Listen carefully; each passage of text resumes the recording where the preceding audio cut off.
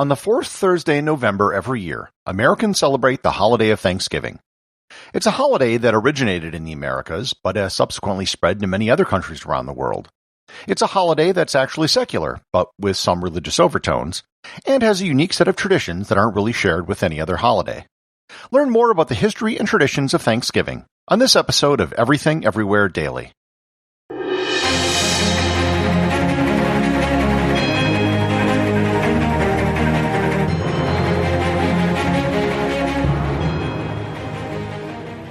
This episode is sponsored by Audible.com. My audiobook recommendation today is This Land is Their Land, The Wampanoag Indians, Plymouth Colony, and the Troubled History of Thanksgiving by David J. Silverman. In March 1621, when Plymouth's survival was hanging in the balance, the Wampanoag chief and Plymouth's governor declared their people's friendship for each other and committed to mutual defense. Later that autumn, the English gathered for their first successful harvest and lifted the specter of starvation. You can claim your 1-month trial to Audible and your 2 free audiobooks by going to audibletrial.com/everythingeverywhere or by clicking on the link in the show notes. Tradition tells us that the first Thanksgiving was held in 1621 when the Pilgrims who lived in Plymouth Colony, Massachusetts, held a feast of Thanksgiving with a group of local Indians. There were turkeys, and of course the Pilgrims had big hats with buckles on them, and everyone lived happily ever after. As is so often the case with historical legends, there's often a kernel of truth with a whole lot of embellishment which accrued over the years. So with that, let's try to unpack the truth about the holiday we call Thanksgiving and the traditions behind it. For starters, the first Thanksgiving probably wasn't the first Thanksgiving, as in, it wasn't the first time a feast or celebration of Thanksgiving occurred in North America. There were recorded celebrations of Thanksgiving in Virginia in 1607, and the Spanish settlement of St. Augustine, Florida in 1565. There's even a story of explorer Martin Frobisher celebrating a Thanksgiving on Baffin Island in the far north of Canada in 1579. Not only that, but the 1621 feast held by the Pilgrims was never called a Thanksgiving in any of the accounts of the event. In fact, this first Thanksgiving that we've built up so much of our mythology around was barely given a mention in the written accounts of the colony. Here is one of the only accounts of what we call the first Thanksgiving by Edward Winslow, who was one of the original Mayflower Pilgrims. Quote, "Our harvest being gotten in, our governor sent 4 men on fowling, so that we might after a special manner rejoice together after we had gathered the fruits of our labor. They 4 in one day killed as much fowl as, with a little help besides, served the company almost a week. At which time, amongst other recreations, we exercised our arms, many of the Indians coming amongst us, and among the rest their great king Massasoit, with some 90 men, whom for 3 days we entertained and feasted, and they went out and killed 5 deer, which we brought to the plantation, and bestowed upon our governor, and upon the captain, and others. And although it be not always so plentiful as it was at this time with us, yet by the goodness of God we are so far from want, that we often wish you partakers of our plenty." Unquote. It was really more of a harvest festival than it was a Thanksgiving. And those few run-on sentences I just quoted, that's basically everything we have for what we know about the first Thanksgiving. Moreover, it wasn't the love fest between Pilgrims and natives which it's been made out to be. The Pilgrims' population was devastated by their first year in America, and the Wampanoag tribe had likewise been devastated by a plague. The people who participated in this feast were survivors. The Wampanoag were on such good terms with the English because their chief had negotiated an exclusive trade deal with them. That gave him a ton of leverage with other tribes in the region because he was the exclusive source of goods that the English would provide for trade. Within a generation, things between the tribe and the English went pear-shaped. Massasoit's son Metacomet became chief, who the English called King Philip, and the alliance broke down into what was called King Philip's War. However, I am going to leave that topic for a future episode. While there may have been individual feasts of Thanksgiving, the creation of it as an organized holiday didn't occur until after the completion of the Revolutionary War. The First Continental Congress issued a proclamation for a national day of Thanksgiving after the Battle of Saratoga in 1777, and they continued to issue national days of prayer, humiliation, and thanksgiving. This trend continued through the presidencies of Washington and Adams, and then stopped under Jefferson. Jefferson believed that it was a violation of the separation of church and state, so never issued the proclamation for a day of Thanksgiving. After Jefferson, the tradition of a day of Thanksgiving was on and off for decades.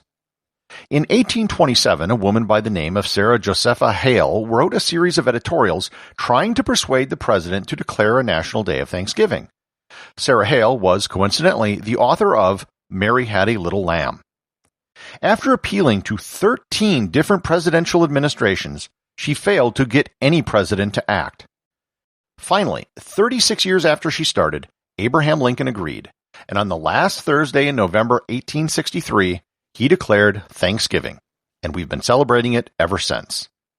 In 1939, Franklin Roosevelt tried to move Thanksgiving up a week, and it was met with great opposition. In 1941, the holiday was permanently set on the fourth Thursday of November. Thanksgiving has a lot of traditions and things associated with it. Where did they come from? Well, for starters, what's the deal with turkey? There's probably nothing which is so identified with the holiday as turkey. The Pilgrims most certainly did eat turkey, but there was nothing special about it. It wasn't the center of a meal.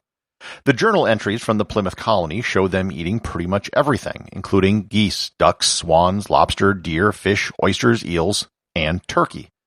One thing which was probably a staple food that no one serves today is passenger pigeon, because they're extinct. The vast majority of turkeys consumed in the U.S. are consumed around Thanksgiving, although that number has gone down as more people are eating turkey slices or ground turkey all year round. Why did turkeys become so popular and associated with Thanksgiving then? It really has to do with the fact that they're native to North America and they're large. If you're going to have a big feast, a turkey is large enough to feed all of your guests. Moreover, because Thanksgiving is held in the fall, it's easier to eat them at that time of year rather than feed the birds through the winter. The first frozen TV dinner was designed to be a Thanksgiving turkey dinner. It was created by the Swanson Company in 1954 after they massively overestimated the demand for turkey in 1953. The vegetables the Pilgrims ate would most likely have been root vegetables like turnips and onions. There may have been some squash and corn as well. There wouldn't have been any potatoes because they hadn't been brought up from South America yet, and they wouldn't have had cranberry sauce because that wouldn't be invented for another 50 years. Did Pilgrims really have giant hats with buckles on them? The answer is no, simply because those hats didn't come into fashion until several decades later. When they came into fashion, some were certainly brought over to America from England, but it was well after the events of the supposed first Thanksgiving. Football is a tradition on Thanksgiving Day. It used to be played at all levels, including high school and college, but now it's only played on Thanksgiving by the NFL. They played their first Thanksgiving game in 1920. The Detroit Lions have played every Thanksgiving since 1934, and the Dallas Cowboys have been playing on Thanksgiving since 1966. Parades have been a tradition for over 100 years. Many cities have them, including Detroit, Philadelphia, and most famously New York.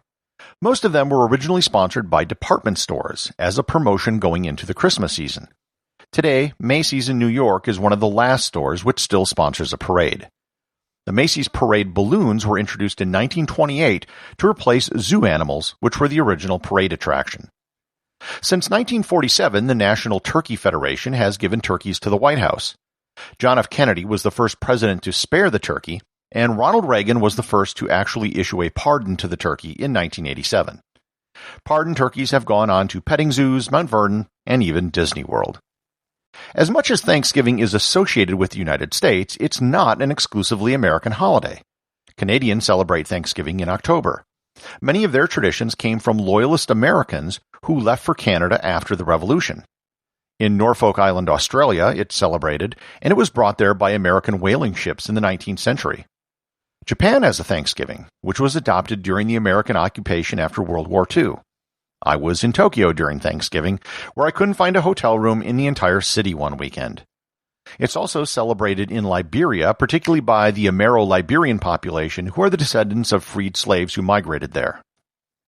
Thanksgiving really is a unique holiday. It isn't an explicitly Christian religious holiday like Christmas or Easter, nor is it explicitly a nationalistic holiday like Independence Day or Memorial Day. And it also isn't tied to a single person like President's Day or Martin Luther King Day. So even if many of the traditions may not be rooted in fact, Thanksgiving is still a uniquely American holiday. Executive producer of Everything Everywhere Daily is James Makala. Associate producer is Thor Thompson. The latest 5-star review comes from podcastaddict.com. Francis Tapon writes, "Great snippets of random information that is fascinating and educational. Gary does a great job." Chris Lesh writes, "Fantastic podcast that is full of general history and facts. I love that the topics are so wide-ranging, from that of the Roman Empire to the creation of the GPS system." Well, thank you very much, Francis and Chris. And remember, if you leave a 5-star review, you too can have your review read on the show.